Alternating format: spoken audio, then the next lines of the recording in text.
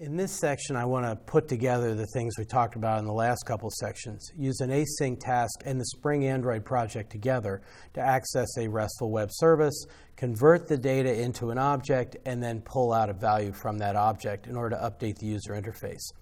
It sounds complicated, but believe me, with all the machinery we've put together, it's remarkably simple to do. And as you may have noticed throughout this video course, there's not a lot that's remarkably simple to do in Android, sadly. But this one actually works pretty nicely. Now, I do have to apologize for the RESTful web service that I plan to access. It does follow my sense of humor a bit, and it does come and go. It's not always available, but it does seem to be available now, so let me show it to you. So in the browser, I'm going to go to a site called ICNDB, which is the Internet Chuck Norris Database. It is a database of Chuck Norris jokes, as in Chuck Norris once ordered a Big Mac at Burger King and got one. So there's a whole API for these jokes. The API, if I click on the API link here, they point out that there's a URL, api.icndb.com, and it supports GET requests only and returns the results as raw JSON data, although you can do JavaScript callbacks. I'm not really interested in that because we're going to be accessing it from an Android app. The structure of the JavaScript object notation response looks like this, is that there's a type, which is hopefully success, and then there's a value attribute which has a nested JSON object in it with an ID and a joke, as in time waits for no man unless that man is Chuck Norris. So this is the form of the response, and it's also one of the reasons I've chosen it for this example. This, as JSON or JSON responses go, this is a really simple one, which means it's very easy to map to Java classes, and we won't get lost in the mapping files. We'll be able to just use the mappings and focus much more on the Android aspects of this problem. Now, how to invoke it? Well, you can provide your own first name and last name, which I'm going to do. I'm going to change the name of the hero from Chuck Norris to somebody else, first name and last name here. And you see that when you access a random joke, that's the URL they want. So it's api.icndb.com/joke/random. You put in first name and last name, and that will replace the words Chuck and Norris with the first name and last name provided. I don't just want to go with the random jokes, however, because let's say they're not all necessarily suitable for public consumption.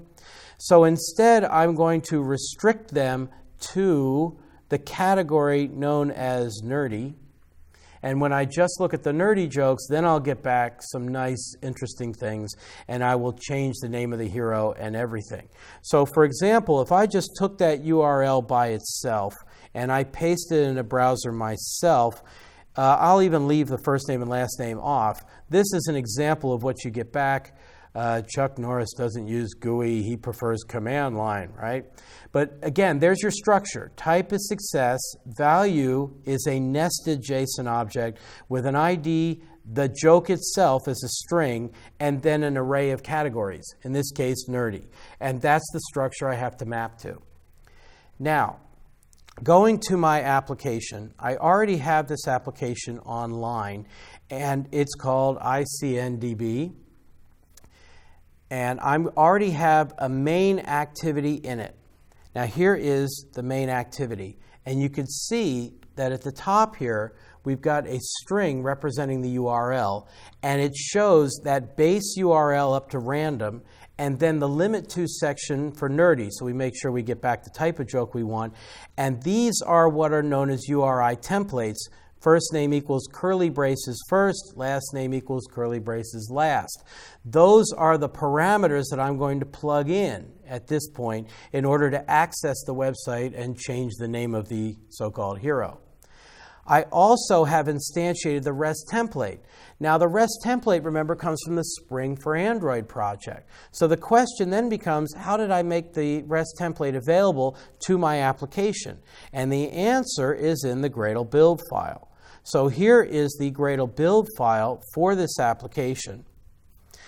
And we haven't looked at one for a while, but what I've done is I've added an additional repository for SpringSource's release repository for all of the SpringSource projects. Then, skipping down to the dependencies section, I have added 2 compile dependencies, one for the Spring Android REST template, and, because it's required, one for the Spring Android core portion.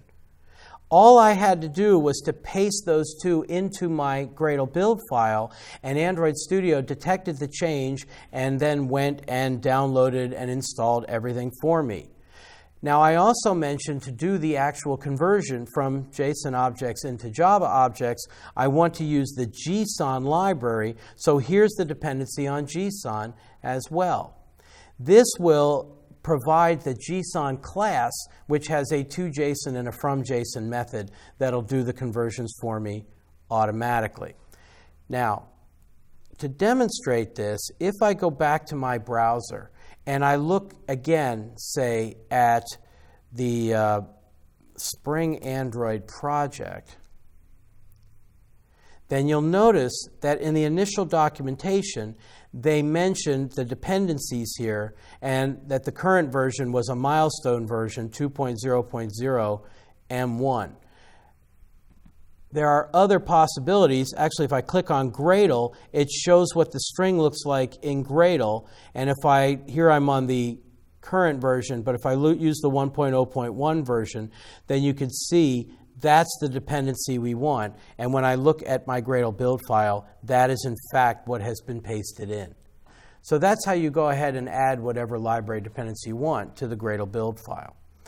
JSON is very similar, by the way. If I say Google JSON, and then I'll even say, just for the sake of argument, Gradle, you'll see here that apparently they are up to 2.3.1 as the latest release version, and there it is in the Gradle build file. And if I go to my application, I'm on 2.3. So just as an illustration, let me go and put .1 in there just to show you what happens in Android Studio when you add a dependency like that.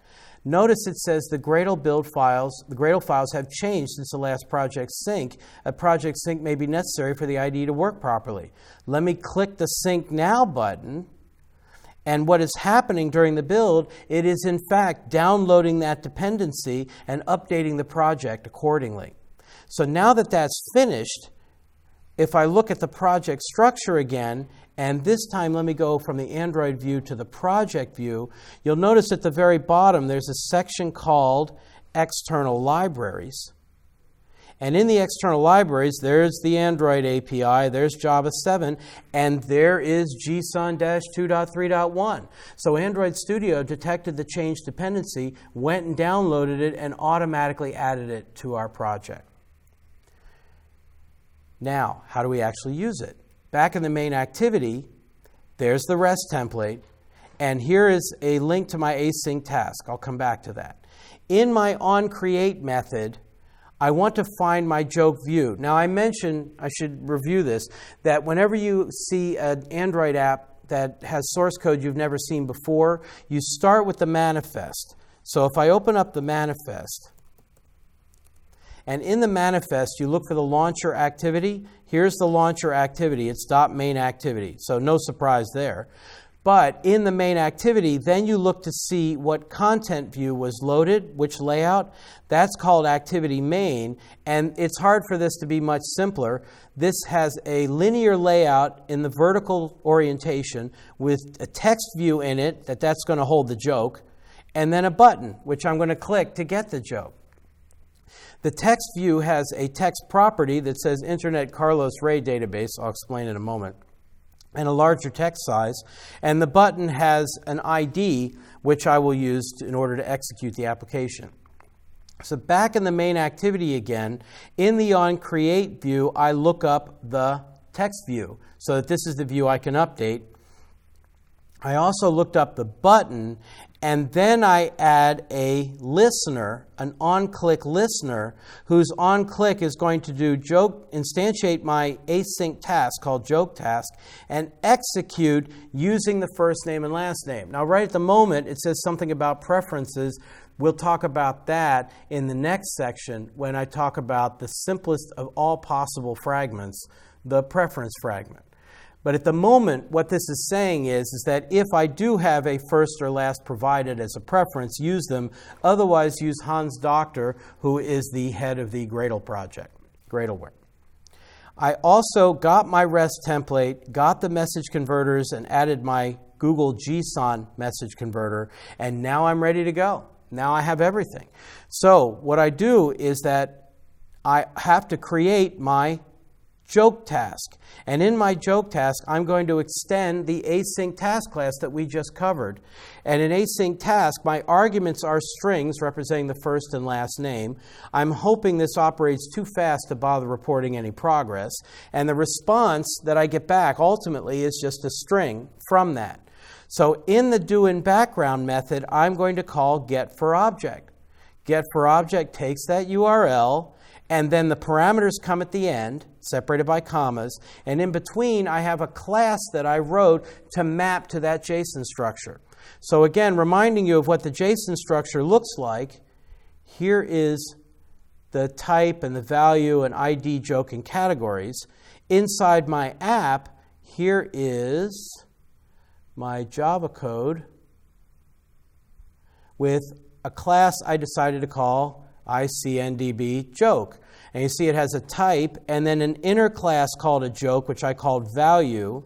And in the joke, we have an ID, a joke, and categories, and the rest is getters and setters. And all I had to do was build this Java class, and you'll notice that all of these attributes map to those keys in the JSON object. And therefore, Google's JSON can use the JSON response and convert it to an instance of this class. And the getForObject method in the REST template will use that message converter to do the job. All I do once I get the joke out is extract the joke string out of it, and that's what I'm returning. And again, as we've seen before, in onPostExecute, you provide that response, and then I can go ahead and update the user interface using it. So let me demonstrate this, and then we can talk about it a bit more later. So when I run this, it's waiting to see my emulator. And there's the emulator. And when I say OK, I will now go to my emulator here. And it says Internet Carlos Ray Database.